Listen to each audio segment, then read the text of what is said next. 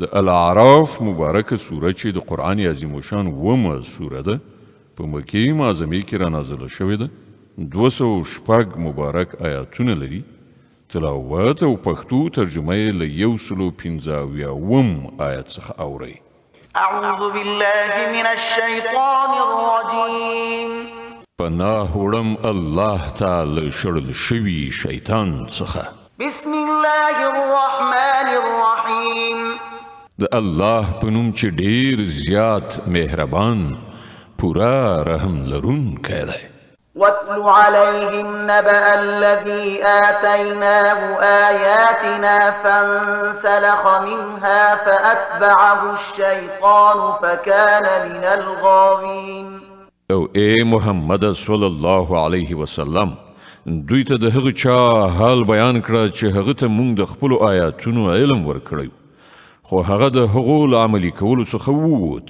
په پای کې شیطان ورپسې شو تر دې پورې چې هغه له لارو ورکو څخه شو ولو شئنا لرفعناه بها ولكنه أخلد إلى الأرض واتبع هواه فمثله كمثل الكلب إن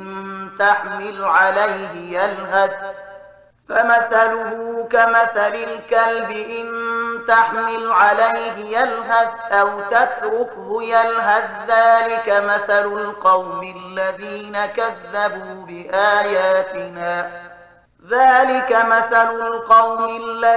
كذبوا بآياتنا فاقصص القصص لعلهم يتفكرون که موږ غوښتي وای نو هغه ته به مو د هغو آیاتونو په وسیله لوړتیا ور په برخه کړې وه خو هغه د ځمکې لوري ته سرکوزی شو او د همغه خپل نفس پیروي وکړه نو د هغه حالت د سپي په شان شو چې که ته پرې حمله وکړې هم ژبه راځوړندوي او که پرېږدې هم ژبه راځوړندوي همدغه د هغو خلکو مثال دی چې زموږ آیاتونه دروغ ګڼي ته دا قصې دوی ته واوروه ښایي چې دوی څه غور او پاملرنه وکړي ساء مثلا القوم الذين كذبوا بآياتنا وأنفسهم كانوا يظلمون د داسې خلکو ډیر زیات ناوړه مثال دی چې هغوی زموږ آیاتونه دروغ وګڼل او هغوی خپله پر خپل ځان ظلم کوي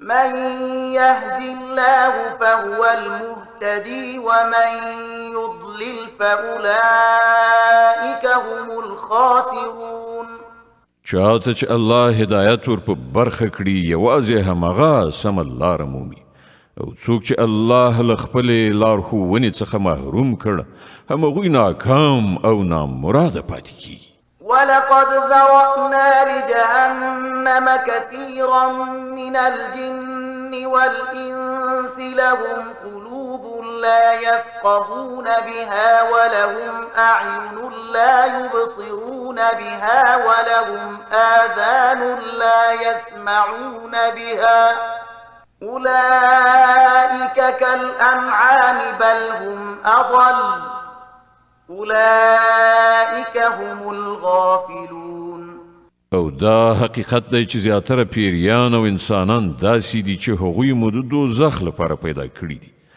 د هغوی زړونه شته خو هغوی ورباندې فکر نه کوي د هغوی سترګې شته خو څه ورباندې نه ویني د هغوی غوږونه شته خو څه پرې نه اوري هغوی د څارویو په شان دي بلکې له هغو نه هم لا پسې تیر دا هغه خلک دي چې په غفلت کې لویدلي دي ولله الأسماء الحسنى فادعوه بها وذروا الذين يلحدون في أسمائه سيجزون ما كانوا يعملون الله د غوره نومونو مستحق دی هغه په همغه غوره نومونو سره وبلی او هغه خلک پرېږدي چې د هغه د نوم په ایښودلو کې له رښتینولۍ نه منحرف کیږي څه چې هغوی سرته رسوي د هغه بدله به ومومي وممن خلقنا أمة يهدون بالحق وبه يعدلون زمونږ په مخلوق کې یوه ډله داسې هم وه چې بیخي له حق سره سمه لارښوونه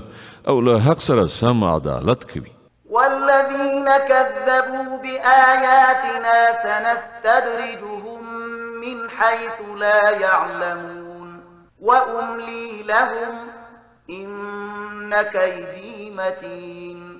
پاتې شول هغه خلک چې زمونږ آیاتونه دروغ ګڼلي دي، نو هغوی به مونږ په تدریجي ډول په داسې شان له تباهۍ سره مخامخ کړو چې هغوی خبر قدر هم نه وي. زه هغو ته مهلت ورکوم، زما پټ تدبیر هیڅ ماتېدونکی نه دی. أولم يتفكروا ما بصاحبهم من جنة إن هو إلا نذير مبين. او آیا دې خلکو هیڅ کله فکر نه دی کړی د دوی په ملګري کې د لیونتوب هیڅ نښه نشته؟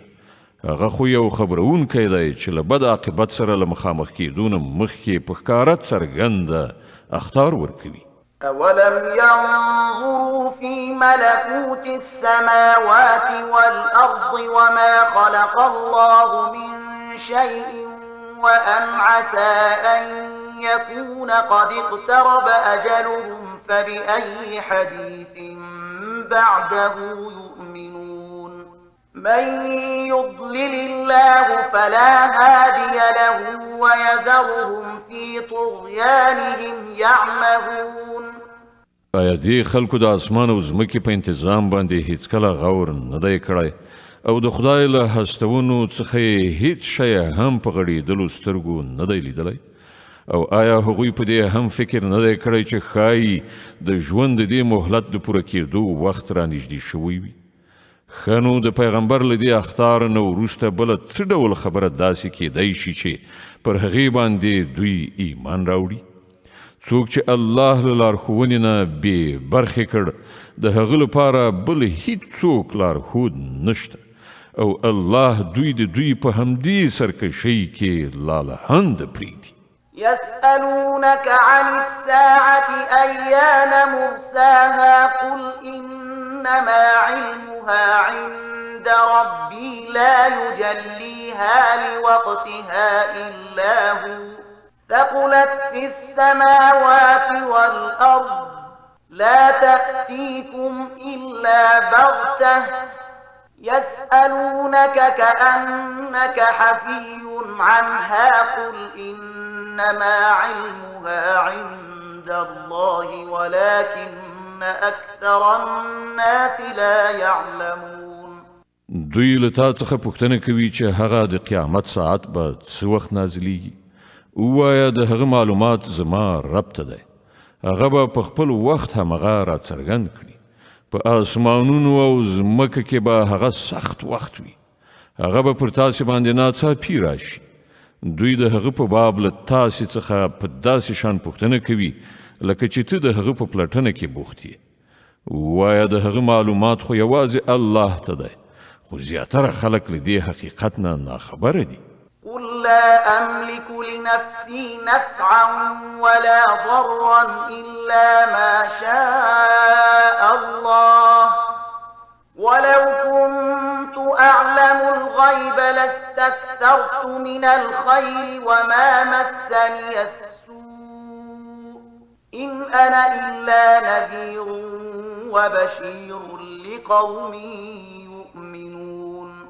ای محمد دوی ته ووایه چې زه د خپل ځان لپاره د څه ګټې او زیان واک نه لرم. همغه الله چې څه غواړي هغه کیږي، او که زه په غیب عالم وای نو ما به ډېرې ګټې ځان ته اړولې وي او ما ته به هیڅکله څه زیان نه و رسېدلی. زه خو صرف یو خبرونکی او زیری کوونکی یم د هغو خلکو لپاره چې زما خبره مني. هو الذي خلقكم من نفس واحدة وجعل منها زوجها ليسكن إليها فلما تغشاها حملت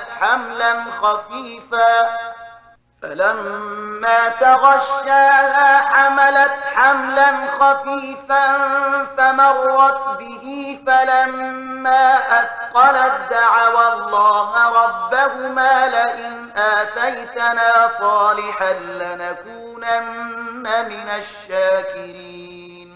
هغه همغه الله دی چې تاسې لیون نفس څخه پیدا کړی او د همغه له جنس نه یې د هغه جوړه منځته راوړه تر څو چې له هغې سره بسیا شي. بیا کله چې نارینه ښځه وپوښله نو هغه بارداره شوه په سپک غوندې بار سره چې د هغه په اخیستلو هغه وګرځېده راوګرځېده نو کله چې هغه دروند شو نو دواړو یو ځای له الله خپل رب څخه غوښتنه وکړه چې که تا موږ ته ښه غوندې زوی راکړ نو موږ به ستا شکر ویستونکي اوسو. فلما آتاهما صالحا جعلا له شركاء فيما آتاهما فتعالى الله عما يشركون. خو کله چې الله هغوی ته یو صحیح روغ رمټ زوی ورکړ نو هغو د هغه په دې بخشش او پیرزوینه کې نور له هغه سره شریک وانګیرل. الله له هغو مشرکانه خبرو څخه ډیر لوړ او پورته دی چې دا خلک یې کوي. أيشركون ما لا يخلق شيئا وهم يخلقون. څومره ناپوهه دي دا خلک چې هغه له خدای سره شریکوي چې هیڅ شی هم نه پیدا کوي بلکې په خپله پیدا کول کیږي. ولا يستطيعون لهم نصرا ولا أنفسهم ينصرون. دا شریکان نه له هغو سره مرسته کولی شي او نه له خپل ځان سره د مرستې وس لري. وإن تدعوهم إلى الهدى لا يتبعوكم سواء عليكم أدعوتموهم أم أنتم صامتون. که تاسې هغوی ته د سمې لارې په لور د راتګ بلنه ورکړئ نو هغوی به په تاسې پسې را نشي.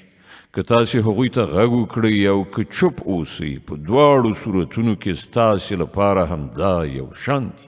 إن الذين تدعون من دون الله عباد أمثالكم فادعوهم فليستجيبوا لكم إن كنتم صادقين. تاسې چې له خدایه پرته کومو ته بلنه ورکوئ هغوی خو صرف بندگان دي لکه څنګه چې تاسې بندگان یاست. له هغو نه دعاګانې وغواړئ وګورئ دوی د ستاسې د دعاګانو ځواب درکړي که د دوی په باب ستاسې انګیرنې صحیح وي. ألهم أرجل يمشون بها أم لهم أيدي يبطشون بها أم لهم أعين يبصرون بها أم لهم آذان يسمعون بها قل ادعوا شركاءكم ثم كيدون فلا تنظرون. آیا دوی پښې لري چې ورباندې لاړ شي؟ آیا دوی لاسونه لري چې په هغو سره ونیسي؟ آیا دوی سترګې لري چې په هغو سره وویني؟ آیا دوی غوږونه لري چې په هغو سره واوري؟ ای محمده دوی ته ووایه چې خپل انګیرلي شریکان راوبلئ بیا تاسې ټول لاس یو کړئ زما پر خلاف دسیسې جوړې کړئ او ما ته هیڅکله مهلت مه راکوئ. إن وليي الله الذي نزل الكتاب وهو يتولى الصالحين. زما ملاتړ او مرستندوی هغه خدای دی چې هغه دا کتاب نازل کړی دی او هغه د ښو خلکو ملاتړ کوي. والذين تدعون من دونه لا يستطيعون نصركم ولا أنفسهم ينصرون. د دې پر خلاف چې له خدایه پرته کومو ته بلنه ورکوي هغوی نه له تاسې سره مرسته کولی شي او نه د دې وړ دي چې له خپل ځان سره مرسته وکړي. وإن تدعوهم إلى الهدى لا يسمعوا وتراهم ينظرون إليك وهم لا يبصرون. او که ته ای پیغمبره هغوی هدایت را وبولې نو نه اوري او ته یې وینې چې درته ګوري خو دوی څه نه ویني. خذ العفو وأمر بالعرف وأعرض عن الجاهلين. ای پیغمبره د نرمۍ او تېرېدنې لاره غوره کړه د ښو چارو ښوونکی اوسه او له ناپوهانو څخه مخ واړوه. وإما ينزغنك من الشيطان نزغ فاستعذ بالله إنه سميع عليم. که کله د شیطان ولمسوي نو د الله پناه وغواړه هغه د هر څه اورېدونکی او په هر څه پوهېدونکی دی. إن الذين اتقوا إذا مسهم طائف من الشيطان تذكروا فإذا هم مبصرون وإخوانهم يمدونهم في الغي ثم لا يقصرون.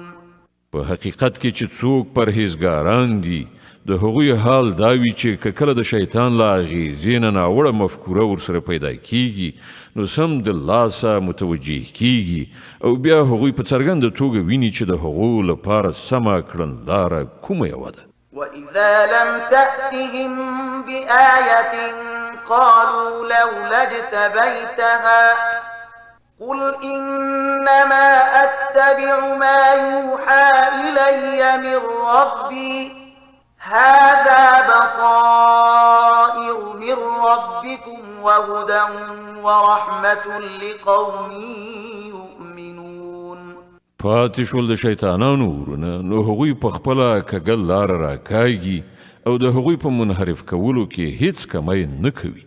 ای پیغمبره کله چې ته دې خلکو ته کومه نښانه یعنې معجزه وړاندې نه کړې نو دوی وایي چې تا د خپل ځان لپاره کومه نښانه ولې غوره نه کړه.